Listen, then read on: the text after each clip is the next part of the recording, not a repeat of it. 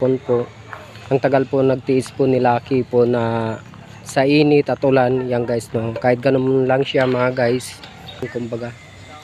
Kaya yan po guys, no. So kahit ganun lang po siya.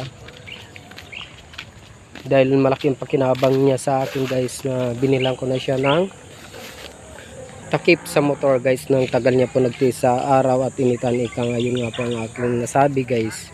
Kaya ngayon guys, i-cover ko lang to para meron tayong pang upload sa yellow basket po natin guys. Kaya yan guys, no.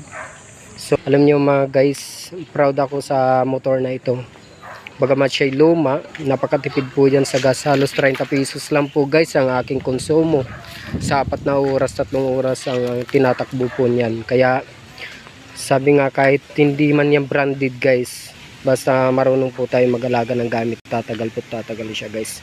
Pang 7 taon na siya sa akin guys.